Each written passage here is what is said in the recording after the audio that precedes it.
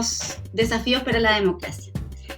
Y conversar con todas y todos sobre este tema y en el contexto en el que nos encontramos. Por eso elegí estas 4 imágenes para comenzar a conversar. La primera de ellas es esta imagen del evento de evasión que comienza con la evasión al pasaje del metro, que da lugar a lo que se ha llamado el estallido o la revuelta de octubre, como un ejercicio de desobediencia civil. También hay otra imagen que es la represión de las fuerzas policiales, el uso excesivo y desproporcionado de la fuerza por parte del Estado frente a manifestaciones estas manifestaciones que se dan en el contexto de octubre. Luego, otra imagen que da cuenta de violencia, de la destrucción también de los bienes públicos y del ejercicio de una coacción privada que en principio en un Estado de Derecho no es aceptable, porque el monopolio de la fuerza legítima está en el Estado. Y finalmente, una cuarta imagen nos habla o nos presenta la gran marcha que hubo el 25 de octubre, que nos recuerda también que un sistema democrático en un sistema democrático siempre existe un locus, un lugar, un sujeto de soberanía. Y ese sujeto es, en una democracia, el pueblo. A pesar de que no se vean las estructuras de gobierno, siempre está presente lo que se ha llamado en teoría política el soberano durmiente, que mantiene atado a través de sus cadenas a sus representantes. Estas 4 imágenes dan la introducción a lo que quizás está aconteciendo en este minuto, que es la crisis de la democracia representativa en el país.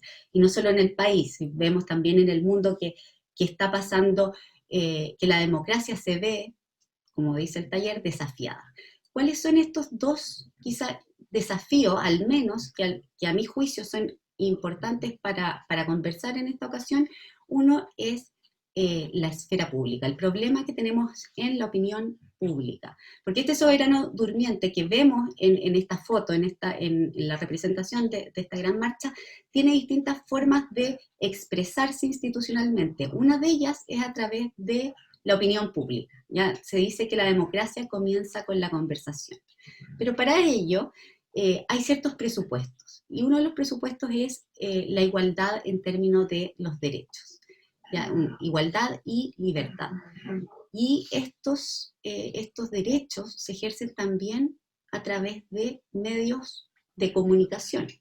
Y vemos que en nuestro sistema, en nuestro país, hay una estructura de medios de comunicación particular que hace difícil también que todas las diferentes visiones puedan concurrir a este espacio común. Entonces ahí, en términos de libertad de expresión, hay quizás un déficit en términos de la democracia, del ideal democrático. Y 2, en términos de la desigualdad material, ¿ya? Hay una cita que me parece bastante reveladora y que nos recuerda nuevamente el estallido de la revuelta de octubre, que es: debemos elegir, podemos tener un sistema democrático, de democracia liberal representativa, o podemos tener la riqueza concentrada en las manos de unos pocos, pero claramente no podemos tener las dos. ¿Por qué? Porque finalmente lo que hace la idea de la democracia, del sistema democrático, es compatibilizar la igualdad que se supone de la ciudadanía con la necesidad de una autoridad, en un principio que es el principio básico, que es el autogobierno. Y el autogobierno no solamente individual, es decir, que yo como persona decido por mí misma cuál es el plan de vida que quiero seguir, y en esa esfera soy soberana, y no puedo, digamos, no se admiten interferencias arbitrarias por parte de la autoridad política, por parte del Estado, a través de estos derechos civiles y políticos.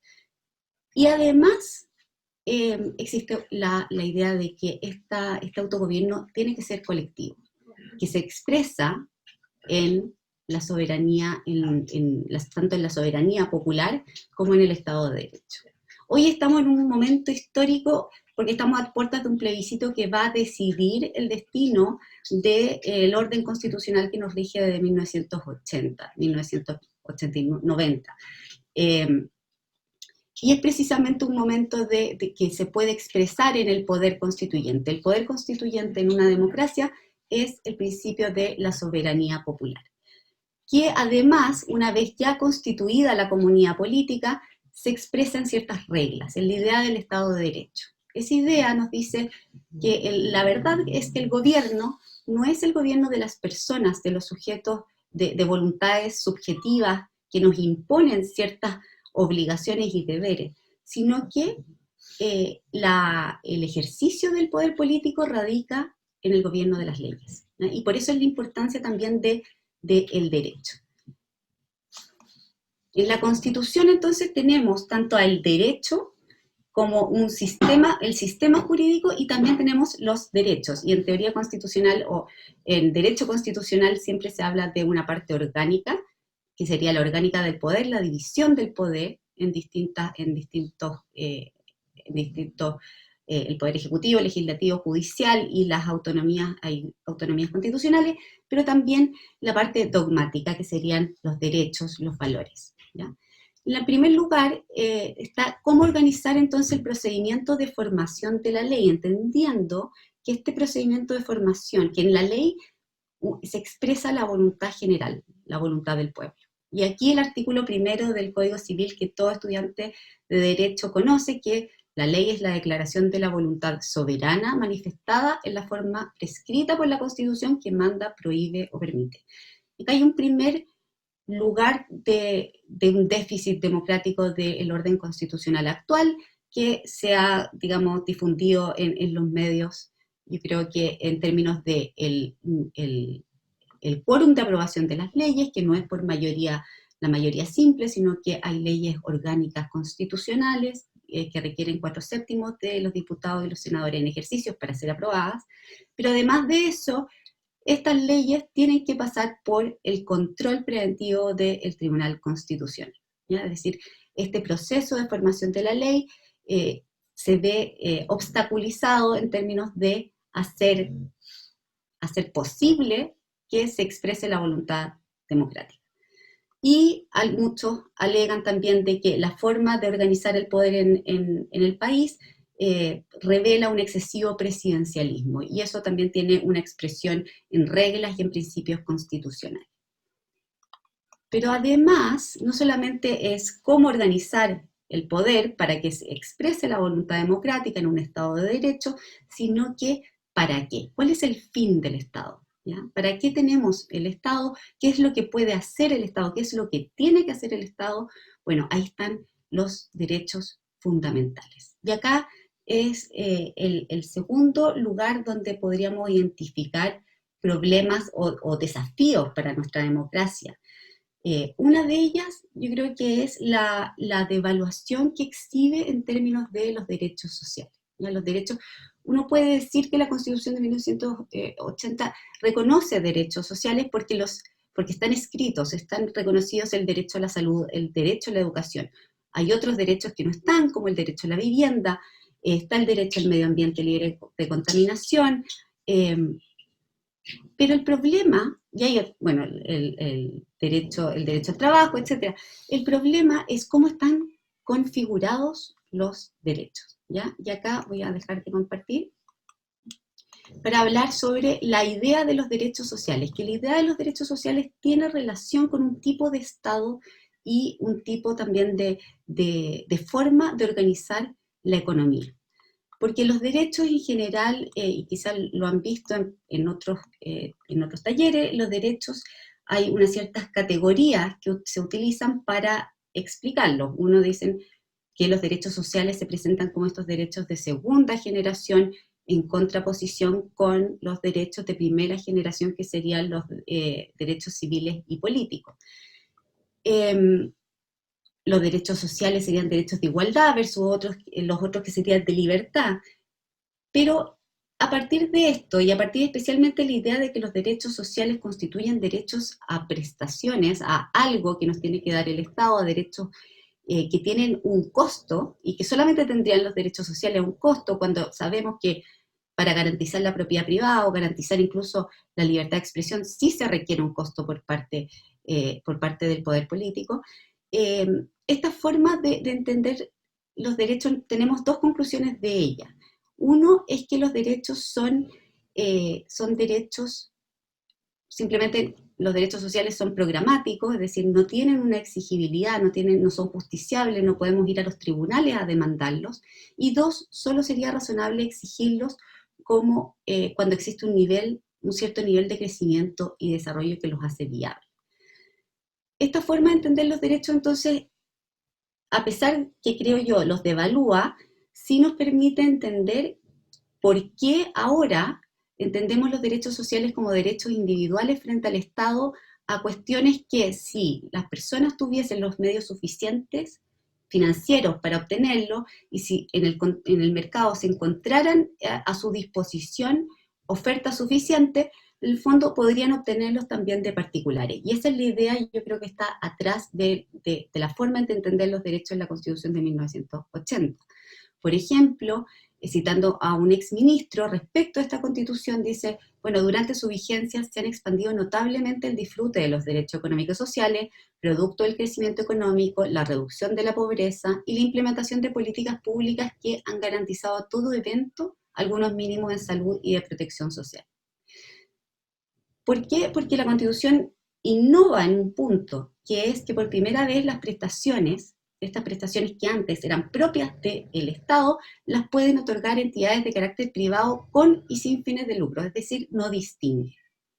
Y eso lo vemos claramente en materia de educación, en materia de salud. Esta forma de entender los derechos, entonces, es una forma particular y es la lógica de la subsistencia. Estos derechos sirven para asegurar ciertas condiciones de subsistencia, pero no de igualdad. Y estructuran una forma del Estado que se ha llamado el Estado subsidiario, un Estado que era diferente al Estado bajo la Constitución de 1925. Olvida entonces esta idea de los derechos de subsistencia, el sentido con el cual nacieron tanto en Chile como a nivel comparado. Los derechos sociales nacen en Chile a partir de la crisis del centenario, también otra cuestión social, y condicionan la redacción de la Constitución de 1925, que permite a lo largo desde el 25 a los 70, llegar a un desarrollo tal que en la reforma de 1971 se reconoce que el Estado adoptaría todas las medidas que tiendan a la satisfacción de los derechos sociales necesarios para el libre desenvolvimiento de la personalidad y de la dignidad humana, para la protección de la colectividad y para propender a una equitativa redistribución de la renta nacional. Los derechos sociales en esta versión dan lugar al estado de bienestar que surge en el siglo XX y surge a nivel comparado como una fórmula de hacer compatible la democracia liberal con una forma de producción económica, porque es a través de los derechos sociales donde el Estado se compromete a mantener un nivel de vida a la población bajo esta forma institucional destinada a cubrir los riesgos a lo que el régimen de producción económico somete a las personas y a las familias.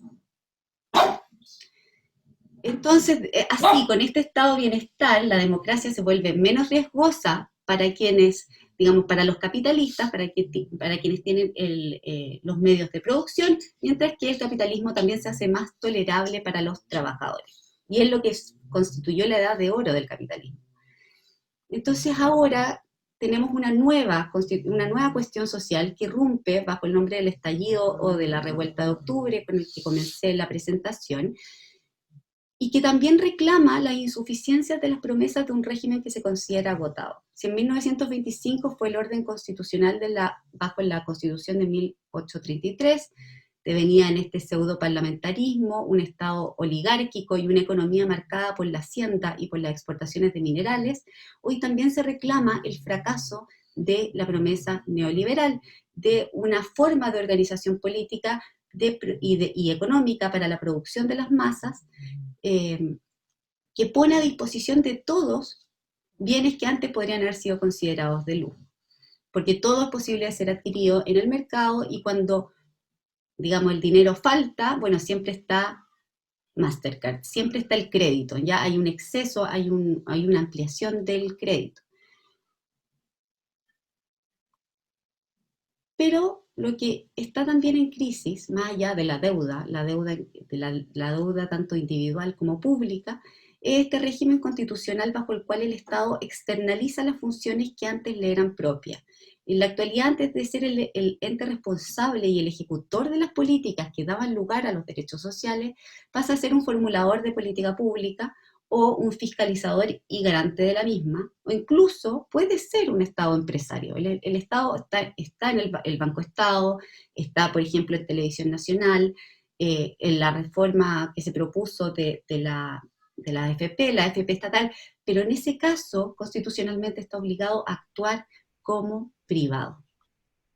Por lo tanto, cuando la crisis económica o una crisis sanitaria llega, cuando no es posible acceder a los bienes materiales, ni siquiera con el acceso al crédito, tenemos a un Estado que solo actúa y tiene el presupuesto o está pensado para una acción focalizada y no para las políticas estructurales que se requieren.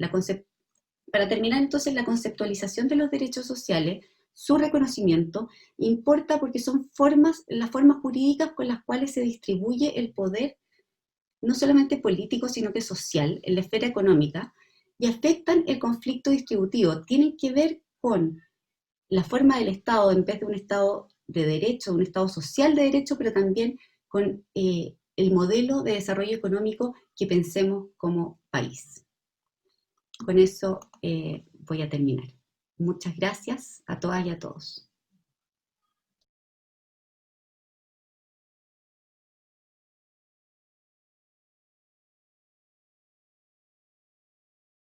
Representaba muy bien lo que es Chile, porque teníamos gente del sur, gente del centro, gente del norte.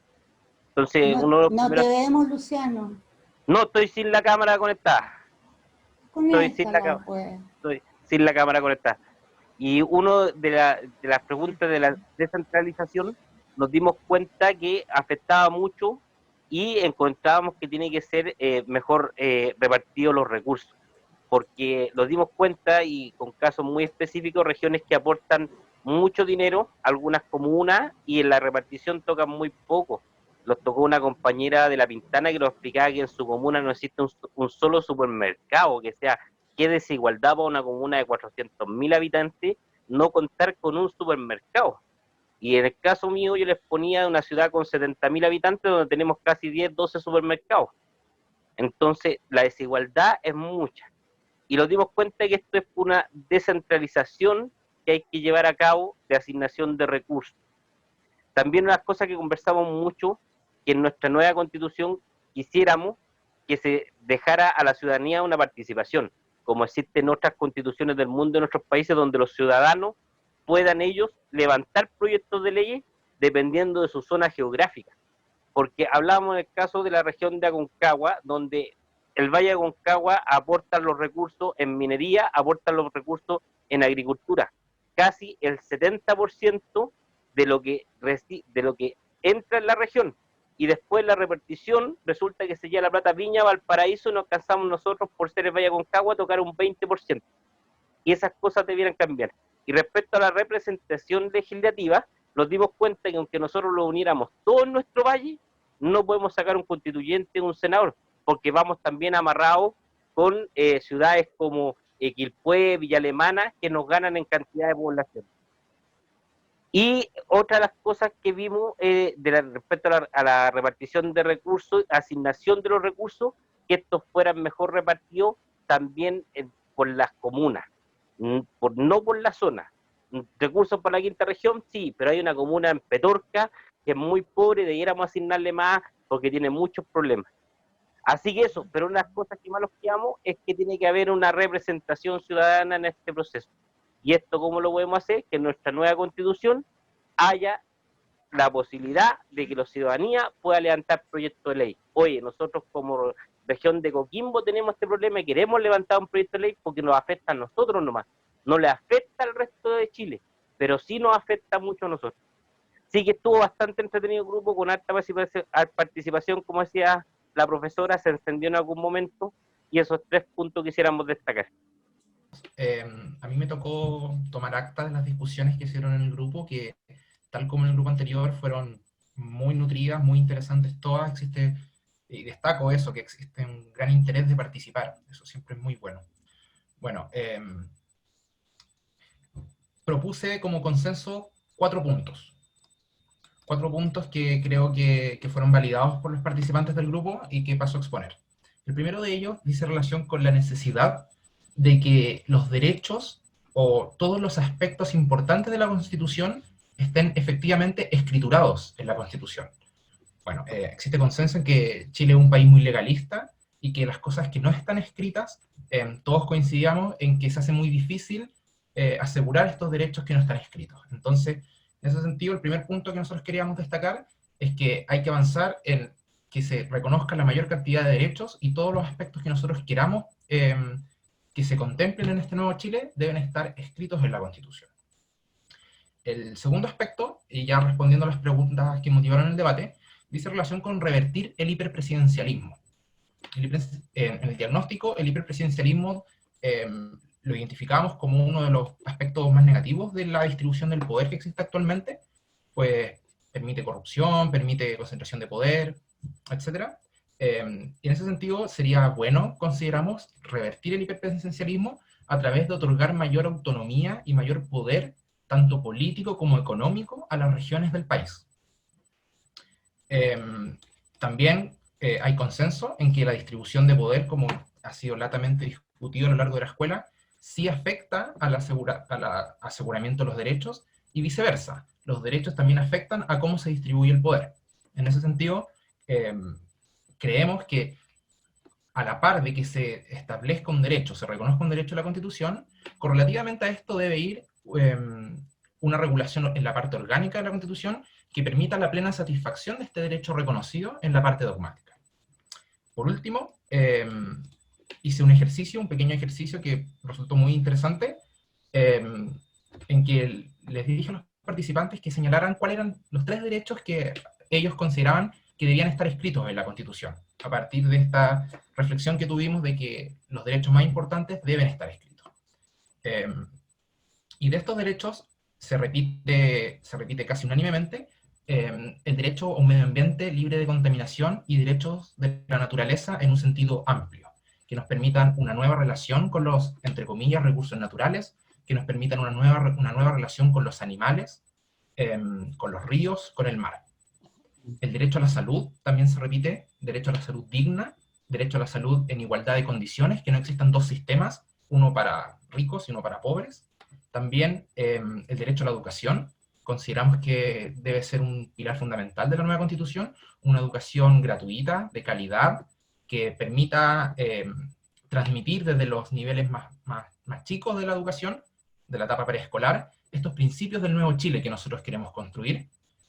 También debería existir en la Constitución una regulación respecto a los adultos mayores, a la protección de los adultos mayores, a la protección de los niños, niñas y adolescentes, y avanzar en una mayor igualdad material, una mayor igualdad de género y una mayor igualdad ante la ley, a través de fortalecer las instituciones como el debido proceso y establecer institucionalidad de defensa de derechos como el defensor del pueblo o institucionalidad afín.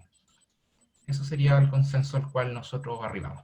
Mi nombre es Rosa Lux, no tengo nada que ver con las áreas del derecho, yo fui formada en el área de ingeniería y la construcción civil, soy pensionada, tengo 70 años, me tocó exponer acá, soy muerta de miedo. Pertenezco a la zona centro de Santiago y a un grupo de derechos humanos del barrio Yungay. Y por eso estoy acá y voy a leer algo del acta que se emitió. El primer debate en este proceso constituyente tiene que ver con qué tipo de Estado queremos. El tipo de Estado va a ser importante para que se hagan efectivo el respeto a todos los derechos que nosotros queramos tener en esa nueva Constitución. No todos los derechos del artículo 19 son justiciables actualmente. Chile no se ha hecho cargo de los derechos sociales y eso es fundamental. Queremos un Estado garante, un Estado que nos garantice de forma efectiva todo tipo de derecho que favorezca a la soberanía del pueblo. Se requiere instaurar iniciativa popular de ley que el presidente no concentre tanto su poder. Entre los compañeros se habló mucho de basta del presidencialismo, formar un grupo de representantes del Estado, de nuestras autoridades, pero que el ejercicio de ese poder sea más equitativo con el pueblo, con la soberanía.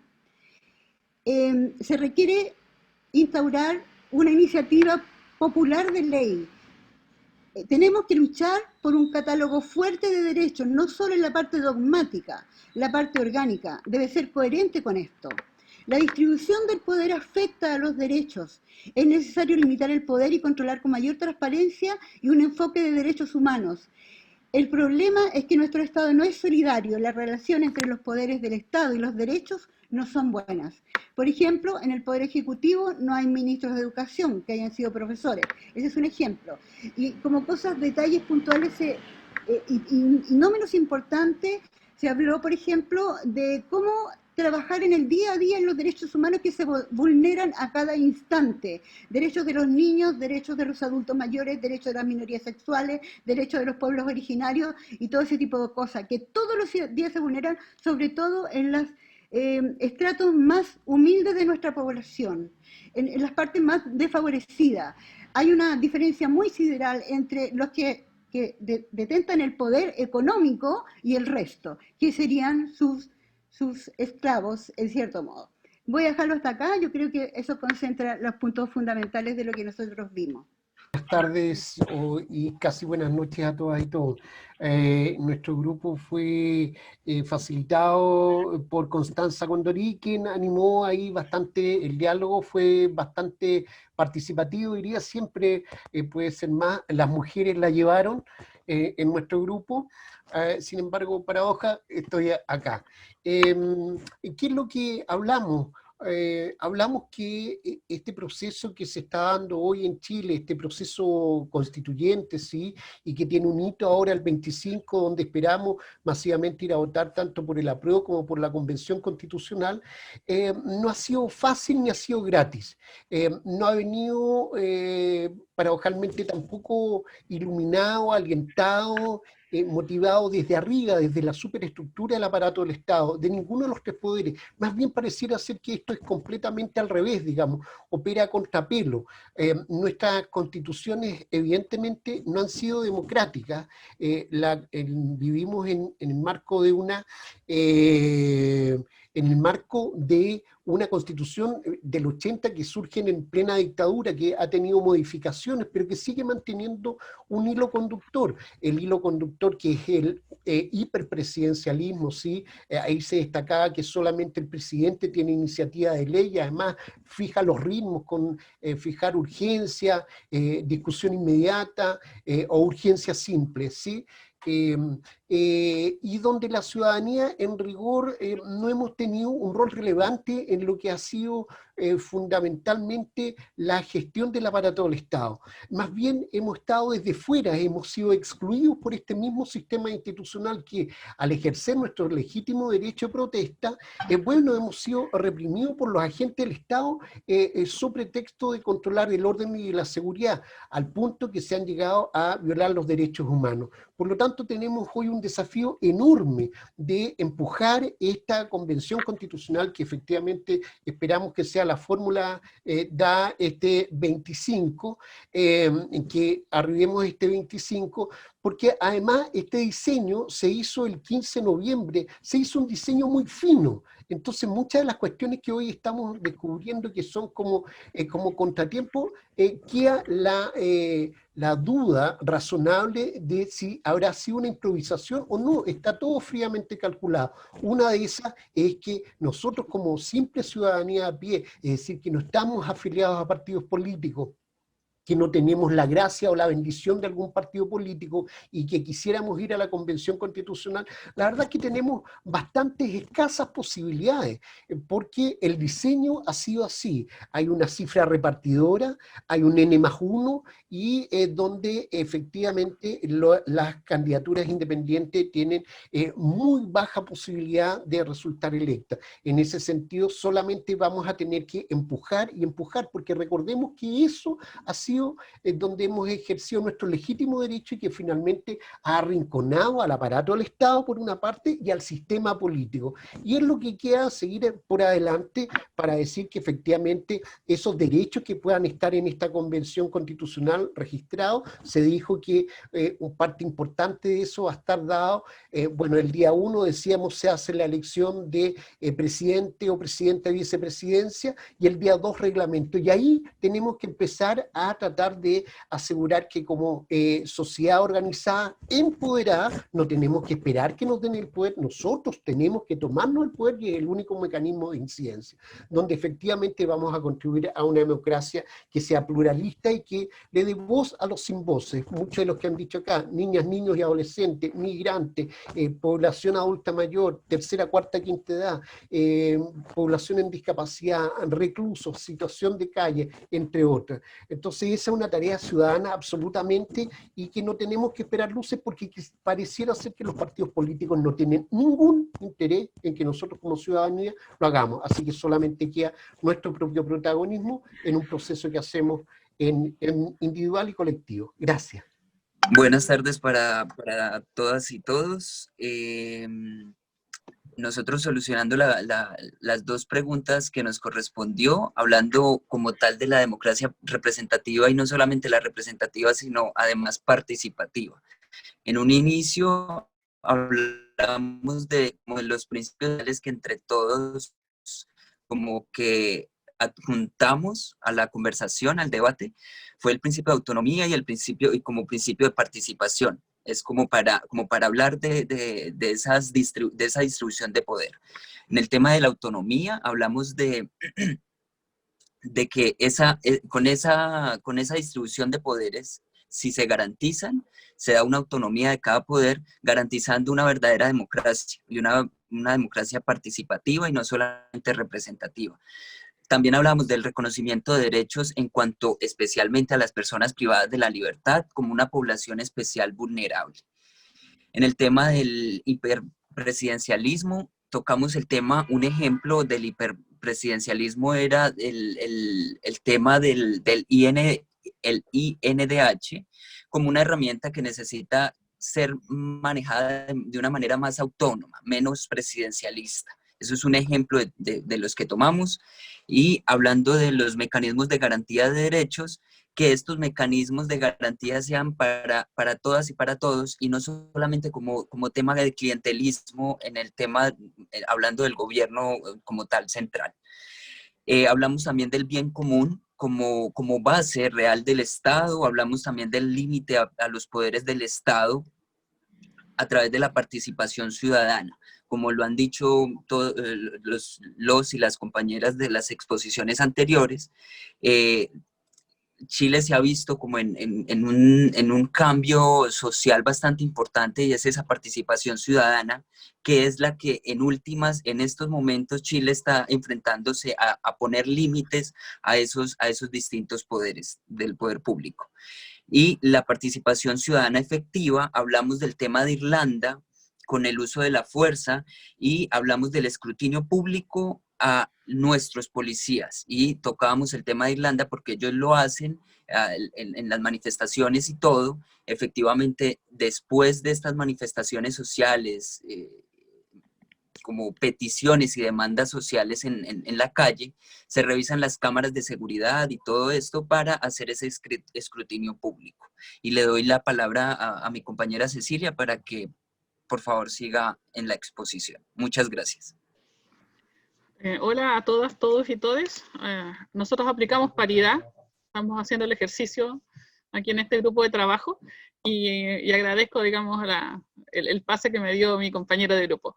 La verdad que nosotros, una de las reflexiones que hizo especialmente uno de los compañeros del grupo fue que era necesario tener presente la historia de Chile, tener presente que los grandes cambios han dado con grandes matanzas, y eso ha significado también la vulneración de derechos humanos. Es por eso que él nos plantea y nos propone, a lo cual nosotros también allegamos de una manera u otra en nuestra conversación, es que además de los tres poderes del Estado tradicionales que conocemos, debería existir una especie de cuarto poder que sería centrar, poner en el centro de la administración y organización del Estado los derechos humanos. Entonces él habla un poco como de un poder concéntrico, que tenga allí, digamos, los derechos humanos como el centro de la organización de todo. Básicamente, ¿en qué coincidimos todos? En entender que la relación entre derechos y forma de Estado se da porque los derechos y la profundización de estos son una forma de determinar la forma del Estado, ¿ya? Son los derechos que nos demos los que van a determinar qué forma de Estado nos damos, ¿ya? Y además entendemos la concesión y la fortaleza de los derechos que se reconozcan y entreguen a la ciudadanía como una limitación al poder político. Es por eso que entendemos también que es necesario que se consagren algunos derechos de manera muy clara y precisa, como la solidaridad, ¿ya? La paridad, la participación de los grupos vulnerables, y aquí fuimos interpelados como grupo por una joven estudiante secundaria que es parte de nuestro grupo, y fue un proceso interesante de reflexión que tuvimos que hacer, que tiene que ver con cómo nosotros y nosotras en este proceso de crear una nueva constitución vamos a entender la participación, y la participación dejando de lado el adultocentrismo, que indica que desde los adultos y los mayores definimos por los jóvenes y los niños y los adolescentes. Y desde esa perspectiva nos parece que debemos establecer mecanismos de participación que sean efectivos y reales, ¿ya? Para todas las expresiones de organización o de personas que están en nuestra sociedad. Y allí estamos hablando de pueblos originarios, allí hablamos de la comunidad LGTBIQ+, hablamos de niños, hablamos de las mujeres, hablamos de los adultos mayores. Todos debemos tener una forma concreta de participación y de expresión, ¿ya?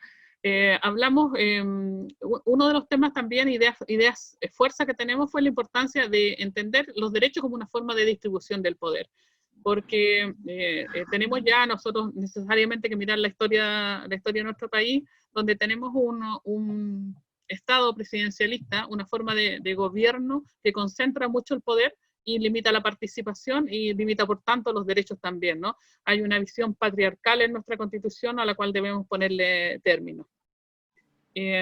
Lo otro es que debemos también tener presente que en la medida en que nosotros seamos capaces de representar de mejor manera la diversidad y pluralismo que hay en nuestra sociedad, podemos ir mejorando nuestro sistema democrático. Esas son como las ideas fundamentales respecto de las cuales conversamos. Como señalaban, en la sala se dio una discusión bastante interesante, más bien centrada en lo que ha sido el abuso del poder a lo largo de los últimos años por el poder político, por nuestros representantes. Una compañera da el ejemplo de Perú, de que allá ciertos grupos de poder coartan el ejercicio de ciertos derechos de otro grupo de la ciudadanía. Ella da el ejemplo de las minorías sexuales, de que allá no podían ejercer sus derechos, no podían participar en la vida cotidiana, tenían que estar de cierta forma escondidos. Otros compañeros hablaban del tema de que el ejercicio de nuestros derechos en la actualidad no están siendo desarrollados de buena forma, ya que se han dado ciertos abusos como con el tema de la educación, se tocó el tema del agua, el tema de las condiciones sociales, elementos básicos para el desarrollo de la vida como la vivienda no están establecidos en la actual Constitución. Ya centrándome en las preguntas que se desarrollaron, la relación entre el Estado y el derecho, como primera discusión vamos a tener que debatir qué tipo de Estado es el que queremos a futuro, que nos represente y en el cual nosotros vamos a querer ejercer la vida cotidiana. Ya que si por un lado establecemos que queremos un Estado que sea de cierta forma más autoritario, estaríamos señalando de que queremos que en el desarrollo de nuestra vida cotidiana el Estado tenga una participación más violenta, por así decirlo, y el ejercicio de nuestros derechos van a estar más coartados que quizás en un sistema más democrático, en el cual se nos pudiese garantizar que el ejercicio de estos derechos van a ser desarrollados de forma libre y que van a tener sistemas de protección.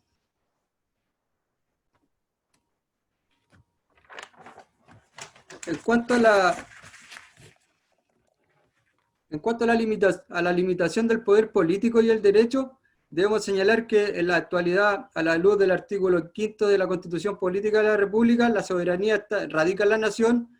Nosotros solamente participamos en este momento de las elecciones periódicas, no siendo parte de la formación de las leyes, por cuanto entregamos la soberanía, por así decirlo, a la representación de ciertos sectores políticos que son los que siempre toman las decisiones, pero que no siempre están de acuerdo con la voluntad de las personas, porque acá todos estamos de acuerdo de que el derecho al agua debiese ser reformado el Código de Aguas del año 80, por un tema de que el agua es un elemento vital para el desarrollo de la vida humana, pero en 40 años no se han podido lograr poner de acuerdo en reformar el Código de Agua y establecerlo como un derecho humano.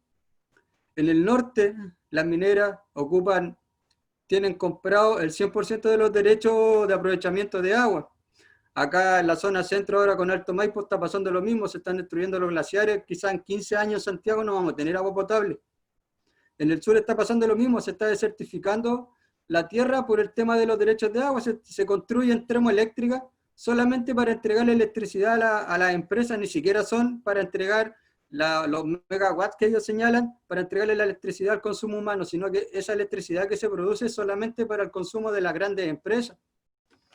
Entonces, estas definiciones nosotros tenemos que desarrollarlas en el nuevo proceso constituyente, determinar qué Estado de Derecho es el que nosotros queremos, con el cual nos queremos regir, y si nosotros estamos dispuestos a que solamente vamos a seguir participando de las elecciones cada 4 o 6 años, de acuerdo al periodo que lo establezcamos, y no vamos a participar directamente en la formación de la ley.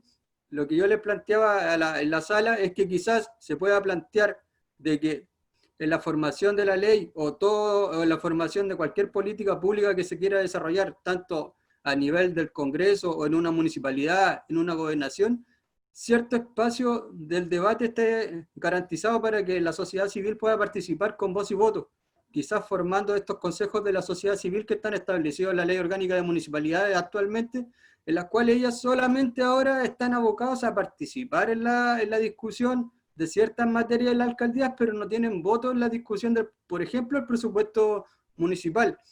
En los últimos meses se ha dado que han explotado en varias comunas escándalos sobre pagos no realizados de buena forma a entidades por servicios que no se desarrollaron, las subvenciones municipales hace, ¿cuántos? 10, 15 años que veníamos escuchando de que la plata que entrega el Estado a las municipalidades, en algunas se ha dado que no la han ocupado para los colegios, sino que han sido ocupadas para otros fines que no estaban establecidos primariamente en su aprobación.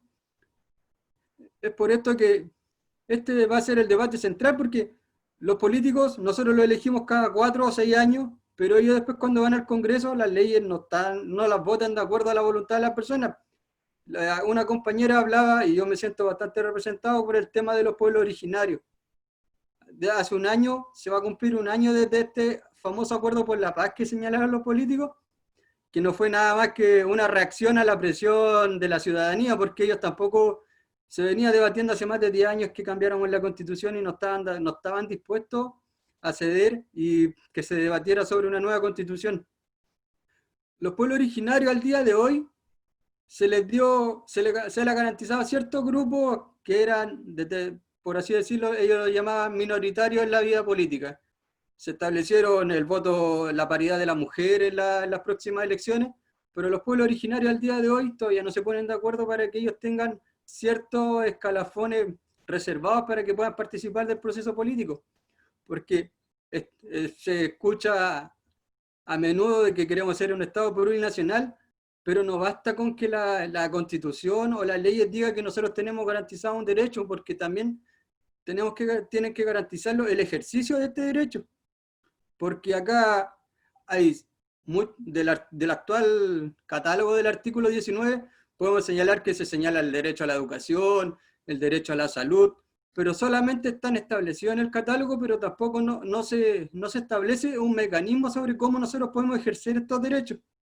Solamente en algunos casos nos queda el tema del recurso de protección en las distintas cortes de apelaciones, pero ya ahí ya no es un tema de que nosotros tengamos establecido de que si reclamamos por el ejercicio de este derecho se nos va a otorgar, porque los criterios de las distintas cortes de apelaciones, y se los digo porque yo soy abogado, varían de acuerdo a las conformaciones de la sala, y como muchos sabrán, las conformaciones de la sala y la elección de los ministros pasa por todo un tema político. Y pasa muchas veces por el tipo de gobierno y por el tipo de color político, por así decirlo, que está en el poder. en el mes de enero hasta ahora no se habían puesto de acuerdo en elegir un ministro de la Corte Suprema. Había estado el ministro Meira, si alguno había escuchado la noticia, que fue bastante cuestionado, al final se declinó de su designación. Entonces, todo este conjunto de situaciones es la que tenemos que determinar de cómo a futuro nosotros queremos que se desarrollen y se elijan ciertos actores que son fundamentales para el desarrollo de la vida cotidiana, porque el poder político por una parte, tenemos que reformarlo, estamos claros y estamos todos contentos de eso, pero se ha hablado súper poco sobre lo que pasa en la estructura del poder judicial, siendo un poder tan importante como el poder político en el desarrollo de nuestra vida cotidiana. La elección de los jueces está súper establecida, la elección de los notarios, la elección de los secretarios de tribunales. Si ustedes ven las conformaciones de los distintos tribunales del país, pueden darse cuenta de que desde la Corte Suprema hasta el tribunal de menor rango, es solo una casta política y familiar la que está a cargo de los tribunales. Entonces, todo este tipo de situaciones tenemos que conversarlas y debatirlas, no solamente abocarnos a ciertos derechos, porque a veces la discusión política no se ha centrado tanto en lo que ha sido el Poder Judicial a lo largo de estos años, pero el establecimiento de este deja mucho que desear en la actualidad para las personas que trabajamos en él o que estamos más cercanos a su desarrollo. Hay muchos otros temas que también tienen que reformarse, el tema de la vivienda, el tema de la educación, el tema de la educación privada. Yo tuve que acceder a la educación privada para poder educarme. Muchas gracias por la invitación, la verdad que ha sido una gran experiencia. Cuando la profesora Nancy Yáñez me contactó y con este nombre del taller, Los Desafíos para la Democracia, la verdad es que yo también estaba un poco nerviosa, no sabía cómo abordar un tema tan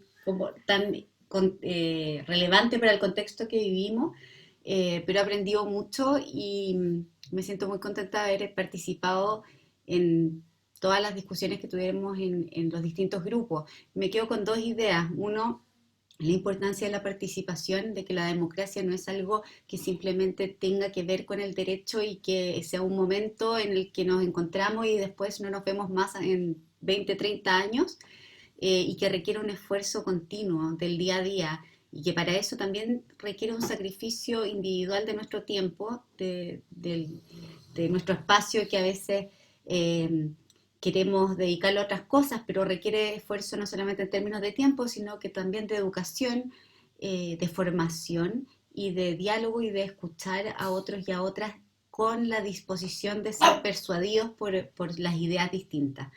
Eso por una parte, y eso es fundamental también para la satisfacción de los derechos. Efectivamente, solamente si existe un pueblo activo, un pueblo vigilante hacia quienes están en el poder, es posible que estos derechos realmente sean eficaces, sean efectivos.